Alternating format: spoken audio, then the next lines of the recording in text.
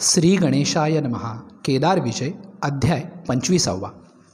श्री रवळनाथाय नमः. जय ज्योतिस्वरूपा लिंगांकितांगा ज्योतिर्मय भस्मांकित उत्तमांगा ज्योतिषशास्त्री प्रखर अभंगा जंघाग्री भुजंगम मंडित चरणा जन्म संकल्पा युगल्पा जन्मांतरोद्धारक मनसंकल्पा जगज्जनक जगहारक विकल्पा जगदांकुरी समनोहरी ऐसा निर्गुण मंदिरी ज्योतिस्वरूप चिद्रत्नागिरीवरी दक्षिणदीप भरतखंडागरी लाविला साक्षेप श्रीलक्ष्मीने आवडी दुष्कृत राक्षस तमाची दाटी झाली रत्नाद्री दरिकंदरी त्रिपुटी म्हणून त्रैलोक्यनाथ राज्यपटी बैसविला श्रीलक्ष्मीने आवडी लोपामुद्रा म्हणे अगस्ती ते ज्योतिर्लिंग म्हणावया कारण किमर्थ जमनगरी रवप्राशरा रवळनाथ पूर्वी तुम्हीच कथिले मजलागी ज्योतिर्लिंग हे नामाभिधान ठेविले म्हणसी व्यासवचन हे विस्तारोनी वदे ज्ञान ज्योतिर्लिंग हे का म्हणती दक्षिणायनी दक्षिण देशांतरी येवोनी दैत्य मारले रत्नागिरी म्हणून विश्व बोलती दक्षिण केदारी दक्ष यज्ञांतक हा अवतरला दीनबंधू हाची दिनानाथ म्हणून याचे नामा आदिनाथ ज्योतिर्लिंग हे नाम विश्वप्रगात व्यासवचनार्थ कैसा तो विस्तारी लोपामुद्रा उवाच श्लोक 12 ज्योतिर्लिंगश श्रीरत्नाद्री प्रतिष्ठितं पूजयित्वा केन मार्ग कथी आम्ही विधिपूर्वकं जटा संयुक्त अश्वत्थम औदुंबर अशोकधर्मय नाना विहंगम ब्रह्मणंच अष्टतीर्थकथमेव च. अगस्ती म्हणे हे शुभान्ने ऐका आता सावधान म्हणे 12 ज्योतिर्लिंगांची पूर्वीच केली स्थापने उत्तरे होनी येता कृष्णेश्वरादी त्र्यंबका बद्रिक आश्रम सोडोनी नाथ चालला दैत्य मारुणी स्वधर्म स्थापिला 12 लिंगे स्थापनी चांगला भला आम्हाला ते रत्नागिरीवरी. जो ज्योतिस्वरूप लिंगांकित आहे म्हणजे ज्याच्या संपूर्ण शरीरावरती 12 ज्योतिर्लिंगांची चिन्ह आहेत जो ज्योतिर्मय स्वरूपाचा आहे ज्यानं भस्मानं स्वतःच्या शरीरावरती विलेपन केलं उत्तम अंग म्हणजे मस्तक आहे ज्याचं ते भस्मानं विलेपित आहे असा ज्योतिषशास्त्री प्रखर असा नाथ केदार ज्याच्या मांडीवरती भुजंगाची चिन्ह आहेत ऐसा जन्मांतराचा उद्धार करणारा जन्मांतरीच्या उद्धाराचा संकल्प करणारा जगज्जनक असा हा नाथ केदार जो निर्गुण मंदिरामध्ये ज्योतिस्वरूप आहे चिद्रत्नागिरीवरती हा दक्षिणदीप श्री लक्ष्मीनं अतिशय आवडीनं लावला आहे. या दक्षिणेला दैत्यांचा हाहाकार माजला तेव्हा या त्रैलोक्यनाथाला राज्यपटावरती बसवून लक्ष्मीने स्वतःची आवड पूर्ण केली. आता लोपामुद्रा अगस्त्य महर्षींना विचारते हे या नाथांना ज्योतिर्लिंग का बरं म्हणतात जमदग्नी रव प्राशन केला म्हणून रवळनाथ म्हणतात तुम्ही सांगितलं पण ज्योतिर्लिंग का म्हणतात व्यासांनी या प्रकारचं नाव देवांना का दिलं हे व्यासवचन काय याच्याबद्दल मला काही सांगा. दक्षिण दिशेला येऊन दक्षिणायनामध्ये या केदारानं दैत्यांचा संहार केला म्हणून याला दक्षिण केदार म्हणतात हेही मला सांगितलं. हाच दीनबंधू दीनानाथ आहे म्हणून याला आदिनाथ म्हणतात हे सांगितलं पण ज्योतिर्लिंग का म्हणतात ते सांगा. आणि त्यानंतर तिनं विचारलं की या केदार क्षेत्रामध्ये येऊन कोणत्या प्रकारे आचार करावा या केदारलिंगाची पूजा कशी करावी हे मला आपण सांगा. तेव्हा अगस्ती म्हणतात हे शुभानने सावधान मनानं ऐक 12 ज्योतिर्लिंगांची पूर्वीच या नाथानं स्थापना केली आहे. उत्तरेहून दक्षिणेला येताना कृष्णेश्वर त्र्यंबक अशा या सगळ्या ज्योतिर्लिंगांचा त्यानं उद्धार केला स्थापना केली. बद्रिक आश्रम सोडून नाथ निघाले त्यांनी दैत्य मारून स्वधर्माची स्थापना केली आणि 12 ज्योतिर्लिंग स्थापन करून आम्हाला हाचा चांगला भला रत्नागिरीवरती लाभला. स्थापिले नाथे येते समयी ज्योतिर्लिंगे 12 म्हणून ज्योतिर्लिंग नाम हे सौदागरा श्रुती बोलती नाथ निरंजन जगबंजारा यास्तव सौदागर नाम जनप्रघाती 12 ज्योतिर्लिंग अष्टतीर्थ हे भविष्योत्तर पुराणीचे संमत काशी खंडाचा हा मतितार्थ श्री केदार खंडी ऐसे चिमुनी बदला करवीर कांड 1,60,000 हा भविष्योत्तर पुराणीचा सिद्धांत वदला सत्यवतीचा सुत केदार विजयी वदवित असे ऐसे श्रीनाथ वरदायक चरितामृत अगस्तीवदे लोपामुद्रे व्रत ते चतुरतत्वानुभवी संत स्वस्थ चित्ते परिसोत यदर्थी साक्षात्कार झाला मजला तेव्हा भविष्योत्तरार्थना थेऊन जविला कपित्त नगरासी जाई वहिला हे त्रिवार वेळा कथी येले जालंधर शापस्थिती संवार विष्णुप्रिय पत्नी श्रीशंकर करिता वृंदा झाली तरुवर प्रख्यात विष्णू तुळसी प्रियकर जालंधरासी सिंहिकानंदन विस्तारोनी कथिले समुद्रमंथन हे 24 अध्यायीचे निरूपण संत गुणिजनी परिसले असे. आता 12 ज्योतिर्लिंगे नाथे स्थापिली श्रीरत्नाद्री निजांगे रत्नागिरी भूषित स्थावर जंगमय पंचगंगा संगमे उद्धरिली.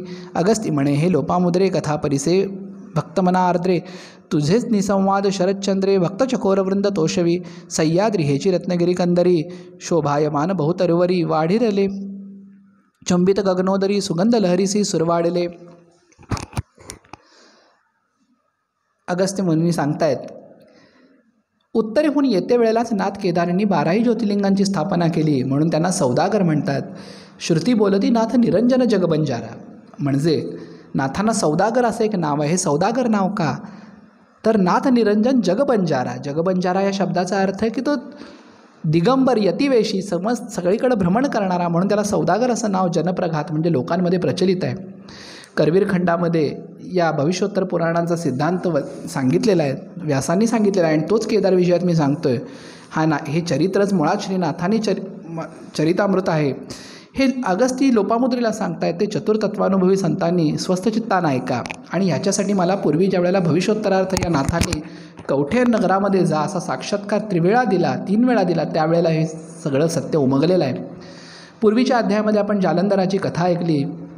जालंधराचा समुद्रापासून झालेला जन्म, त्याला सिंहिका सुतानं म्हणजे राहूनं सांगितलेली आपली अवस्था, त्यानं विष्णूशी केलेलं वैर, आणि त्यानंतर वृंदेचा अपहार करून नारायणांना मिळालेला शाप, शिवानी केलेला जालंधराचा वध, हे सगळं आपण श्रवण केलं. आता ही ज्योतिर्लिंग नाथांनी कशी या करवीर क्षेत्रामध्ये स्थापन केली, त्या वाडी रत्नागिरीवरती कशी स्थापन केलीत, हे तुम्ही श्रवण करा. लोपामुद्रेच्या अगस्ती म्हणतायत लोपामुद्रेच्या कारणानं भक्तजनांचा सुद्धा चकोर वृंद तोषवला जाईल.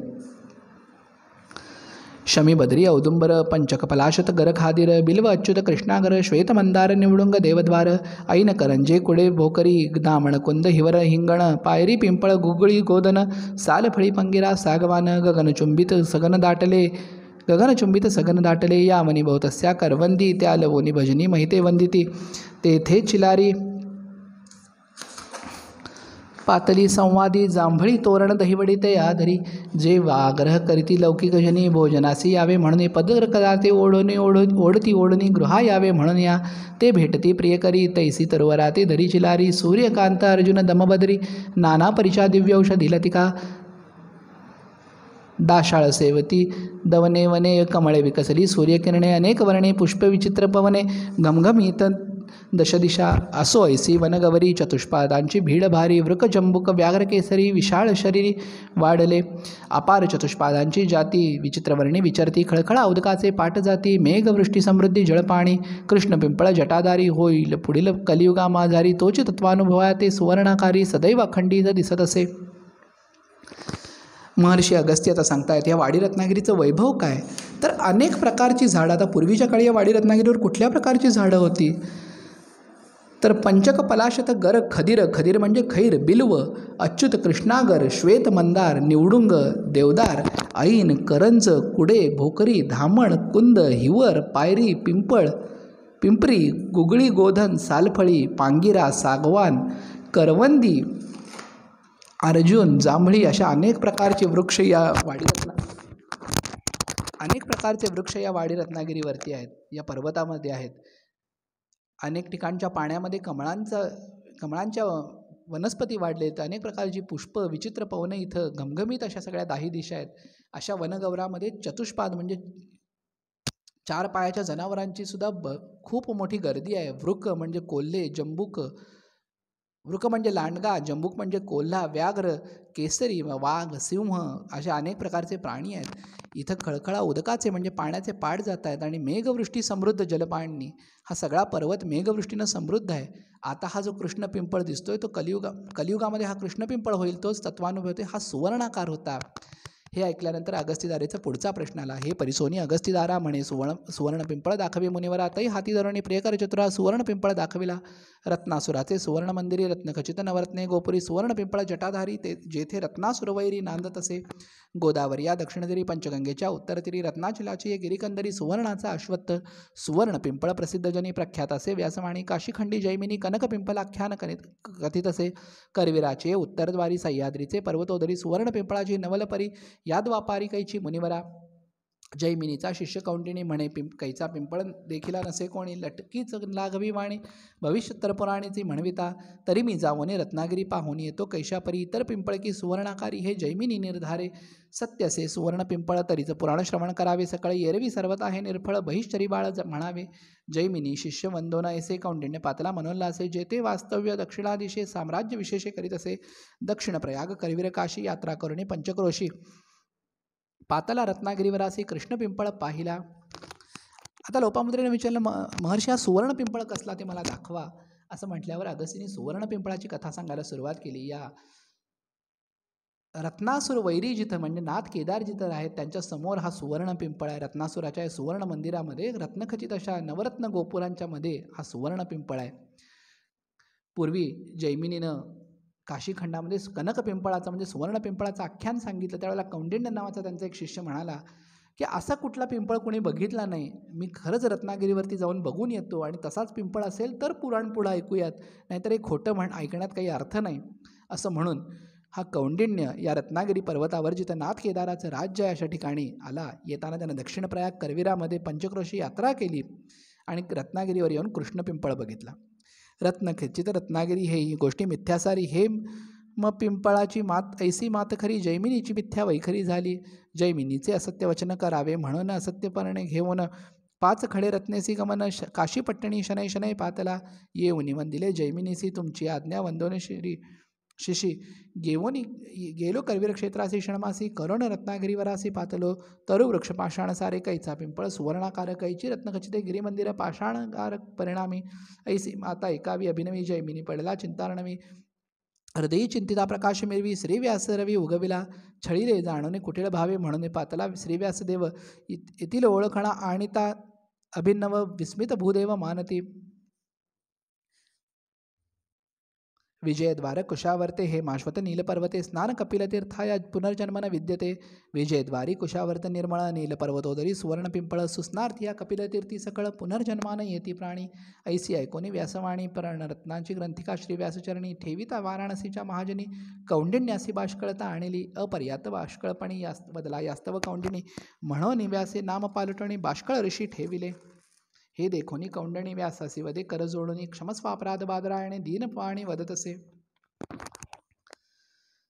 असा हा कौंडिण्य या करवीर क्षेत्री आला आणि त्यानं येऊन इथं बघितलं तर सुवर्णाकार पिंपळ रत्नखचित सगळं काही बघितलं आणि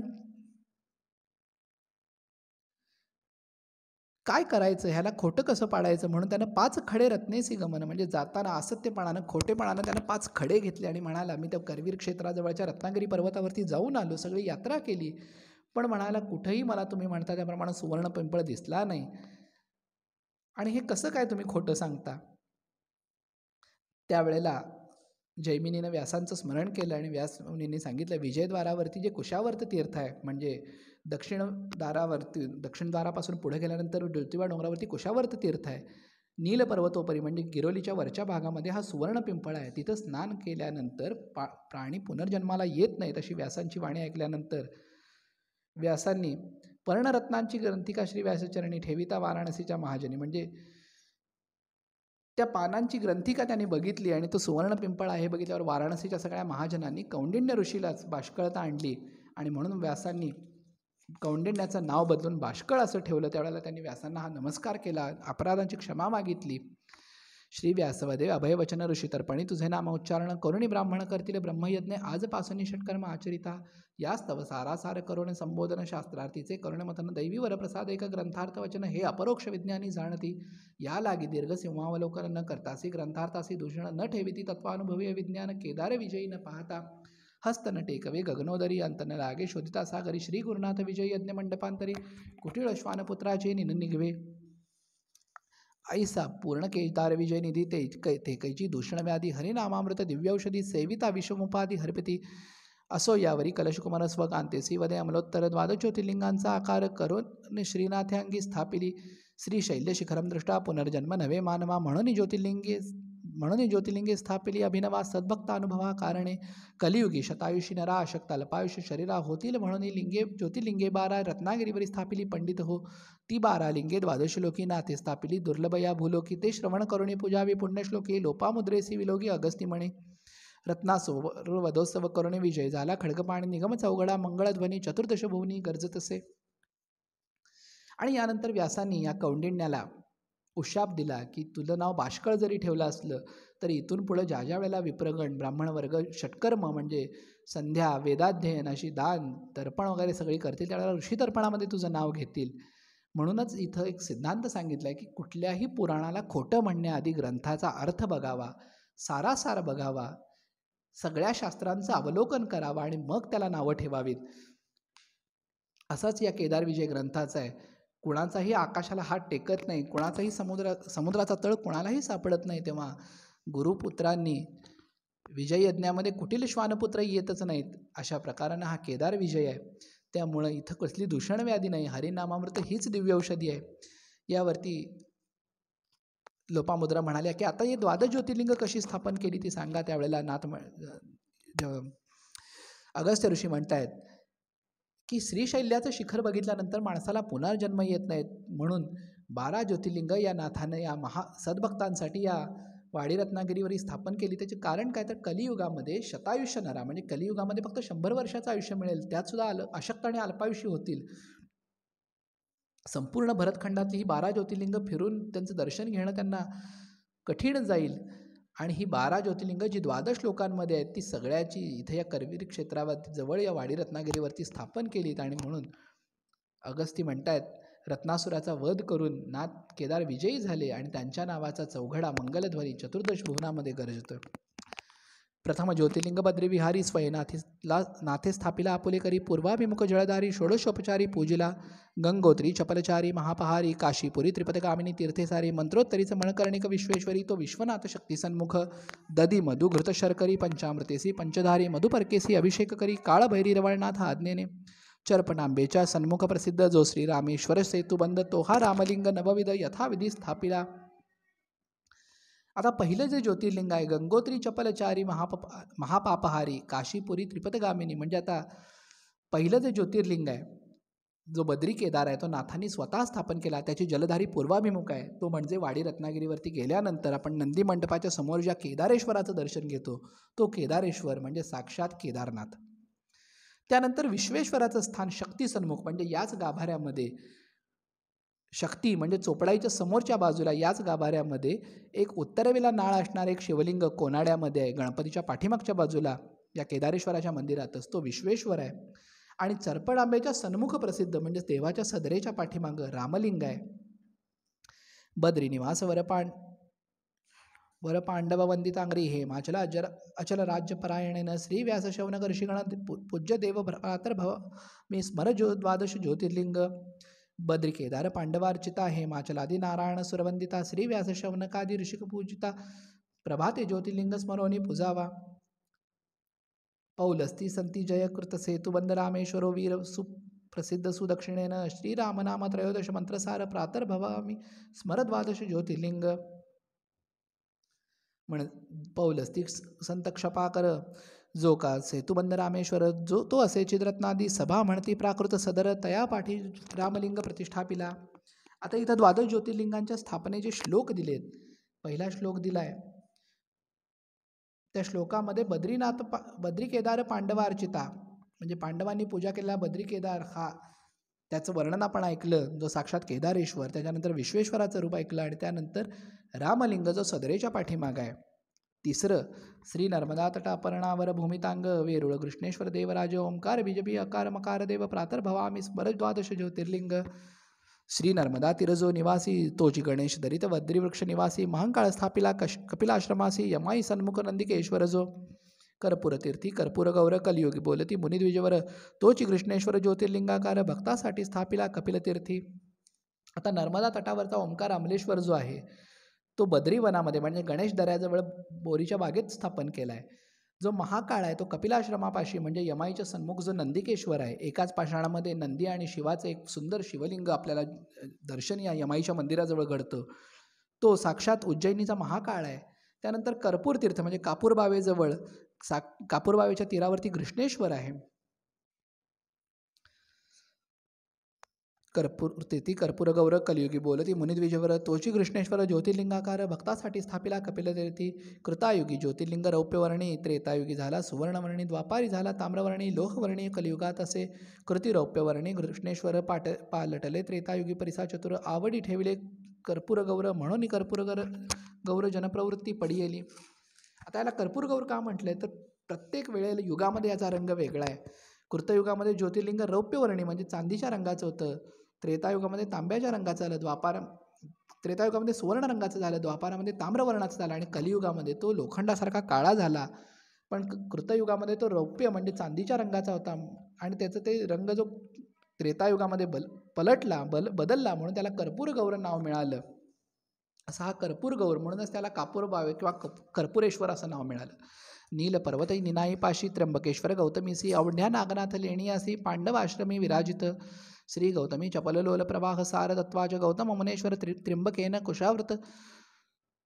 कुशावृत्तीप्रत सत्यमुखांबुधेय प्रातर्भवामी स्मरद्वादश ज्योतिर्लिंग सौराष्ट्र देश वरमंडित पूज्यमान श्री सोमनाथ मुखपंकज भालनेत्र स्वर्गापि दुर्लभ हर्ष स्मरसन्निधान प्रातर्भवामी स्मरद्वादश ज्योतिर्लिंग नीलपर्वत निनाईपासी त्र्यंबकेश्वर गौतमीसी औंढ्या नागनाथ म्हणजे नीलपर्वत निनाईजवळ. आता गिरोली गावची जी निनाई आहे तिच्याजवळ त्र्यंबकेश्वर आहे आणि औंढा नागनाथ जो आहे तो पोहाळ्याच्या लेण्यांमध्ये आहे.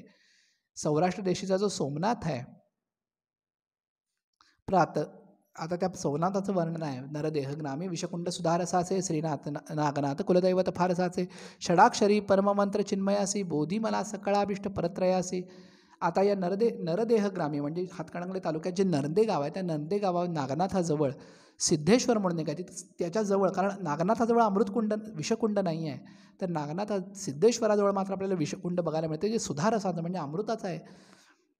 तो साक्षात म्हणजे नरंद्याचा नागनाथ हा बरेच जण त्याला सौराष्ट्राचा सोमनाथ मानतात पण वास्तविक ते नागनाथाचं शिवलिंग आहे. पण सिद्धेश्वर ज्याला सिद्धेश्वर म्हणून ओळखलं जातं नागनाथाच्या परिवार दैवतापैकी तिथं विषकुंडसुद्धा आहे. हा साक्षात सौराष्ट्र सोमनाथ आहे. ओंकार बीजमभि अकार मकार जाण श्रीकार शक्ती नागनाथ गकार राणा थकित थैव मंत्र इति मंत्र स्फुरन मनाचे बोधान्मयी वदे हे हरिनामसाचे. रकार रम विषयार्थ गहन परमांतरी ठसे गकारा नागेंद्र स्थल अमल नरदेह विलसे तन नागनाथ गुरुवर सदा ध्यायी मनसा आशा तृष्णा दंडी पुनित हरिनामा मृत ठसा. सिंधुराज वदिला पूर्व दिशे कुंडलिनी तीर्थी सिद्धेशे तोची परळी वैजनाथ विशेषे विषकुंड्या पुढे अवढ्या नागनाथ सिद्धकुंडी विश्री नागनाथ नरदेह ग्रामी असे प्रख्यात तयाचे उत्तरभागी जलसेन तळसंदेत श्रीरवळनाथे स्थापिला. म्हणजे नागनाथाच्या या दर्शनाच्या पूर्वी जो परळीचा वैजनाथ आहे तो वैजनाथ म्हणजे सिद्धोबाच्या सुळकीवरचा सिद्धनाथ तो साक्षात परळीचा वैजनाथ आहे. नरद्याच्या उत्तरेला जलसेना हा तळसंद्यामध्ये श्री रवळनाथानं जलसेनाची म्हणजे शेषनारायण विष्णूंची स्थापना केली आहे. श्री शैलमल्लिकार्जुन नीलकंठ श्रुत्वा मुनेंद्र गणकिन्नर पूजितेन कृत्वा पूजार्चन विधी भ्रमरांकितेन प्रातर्भवामी स्मरद्वादश ज्योतिर्लिंग. श्री शैलराज मल्लिकार्जुन सह्याद्रीच्या पुच्छागरी दक्षिण तोची पुष्करतीर्थी नवनिधान मल्लिकार्जुन विजयद्वारा पुढे कृतयुगी पुष्कर कुशावर्ती दक्षिण काशी स्नानार्थी द्वापारी पापनाशी त्रेतायुगी म्हणती पुष्करासी कलियुगी वदती गौमुख पुष्करतेची गौमुख जाण गोम्या सावंतासाठी नाथे आपण ज्योतिर्लिंग स्थापिले तेची मल्लिकार्जुन त्याचे चरित्र 33 परिसावे. आता द्वादश ज्योतिर्लिंगापैकी श्रीशैल्य मल्लिकार्जुन आहे. तो श्रीशैल्य मल्लिकार्जुन म्हणजे विजयद्वार. आता दक्षिण द्वारापासून पुढे गेल्यानंतर कृतयुगामधला पुष्कर कुशावर्ती दक्षिण द्वापारामध्ये त्याला पापनाशन म्हणायचे.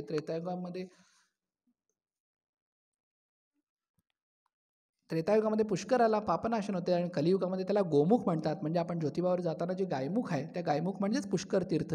तिथं नाथाचं द्वादश ज्योतिर्लिंगापैकी मल्लिकार्जुन लिंग आहे जे गोमासावंतासाठी नाथांनी प्रगट केलं. भूमी उद्भव चपल डाकिनी भिंडीमाला भीमातिरीचे भीमाशंकर द्वादशश्च यद्वादशश्च शिवलिंग प्रकाशम प्रातर्भवामी स्वरद्वादश ज्योतिर्लिंग. विद्वान पूजा कृतापि द्वादश ज्योतिर्लिंग की द्वादशार्कमय तेज कलावतार रत्नाचलाग्री वटुभैरव रवळेश देव प्रातर्भवामी स्मरद्वादश ज्योतिर्लिंग. मत्स्योदरीपासून 8 धनुष्य मटवाल बोलती प्राकृत मनुष्य तेची डाकिनी तीर्थ पंचांश भीमाशंकर तोची पश्चिमे ऐसी ही द्वादश ज्योतिर्लिंगे नाथे स्थापिली भक्ताभियोगे तीची अगस्तीने निजांगे स्वकांते सहित पूजिली. लोपामुद्रा म्हणे उत्तमोत्तर हा द्वादशार्कमय कलावतार द्वादश ज्योतिर्लिंगांचा अवतार माते विस्तार कथेला. बद्रिकाश्रमा मुनी नाथ मुनिवरा येता स्थापिली लिंगे 12 तयावरी रत्नासुर वधोत्सव करुण सारा झाला रत्नसिंहासनाधिकारी. लोपामुद्रा म्हणते यानंतर शेवटचं द्वादश म्हणजे 12वं ज्योतिर्लिंग आहे ते ज्याला प्राकृतमध्ये ज्योतिबावरती मटवाल असं नाव आहे. आज आपण गाडीवाटेनं जाताना गायमुखाच्या अलीकडच्या बाजूला भीमाशंकर नावाचं एक लिंग मिळतं. हे भीमाशंकर म्हणजे ज्योतिबाच्या द्वादश ज्योतिर्लिंगापैकी 12वं ज्योतिर्लिंग जिथं आजही डाकिनी तीर्थ म्हणून नावाचं कुंड बघायला मिळतं. ह्याच तीर्थांना या लिंगांना नाथांनी स्वतःच्या हाताने स्थापन केलं आणि अगस्तीनं त्यांची पूजन केलं. नाथांच्या भक्ताभियोगासाठी म्हणजे भक्तांच्या उद्धारासाठी नाथांनी ही स्थापन केलेली द्वादश ज्योतिर्लिंग त्यांची पूजा अगस्त्य मुनींनी आपल्या पत्नीसह म्हणजे लोपामुद्रेसह केली. 12 ज्योतिर्लिंगे अकिंचन जना दर्शन घ्यावया कदापि घडेना म्हणून द्वादशलिंग संस्थापना नाथे केली रत्नागिरीवरी. 12 ज्योतिर्लिंगे स्थापिनी म्हणून ज्योतिर्लिंग नामपरी ज्योतिर्लिंग नाम हे व्यासवचनी ठेविले तैसे जे तुमच्या वदनी ऐकता संदेह निरसला. आता अष्टतीर्थे कवणे परी सुस्नात होनी दक्षिण केदारी पूजावा कैसा षोडशोपचारी अकिंचन जनांनी विधी सांगा. आणि चत्वारयुगी चार नावे कृष्णेश्वर महादेव तैसीच कपित्तनगरी योगीराव श्री सिद्धराज प्रख्यात षोडश सिद्धांत शिखामणी बिराड सिद्ध चिंडांच किरणे 72 युगीचे प्रथमचरणी.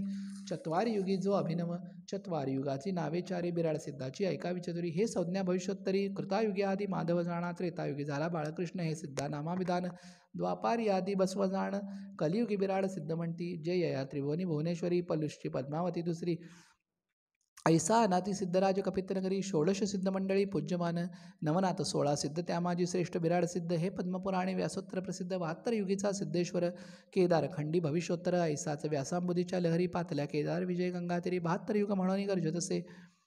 आता यानंतर लोपामुद्रेने पुढं प्रश्न केला की खरोखर हा नाथ कृपाघन आहे, ज्यानं अकिंचन म्हणजे ज्यांच्याकडे द्रव्य नाही अशा लोकांसाठी या नाथानं स्वतःच्या हातानंही 12 ज्योतिर्लिंग स्थापन करून त्यांची सोय केली. आता अष्टमहालिंग तीर्थ कुठली ती मला सांगा हे सांगताच, पण तोपर्यंत हरिगोपाळ अंगापूरकर स्वतः सांगतायत की भविष्योत्तरामध्ये या बिराडसिद्ध कवठ्याचा जो बिराडसिद्ध आहे त्याची 4 युगाची नावं काय.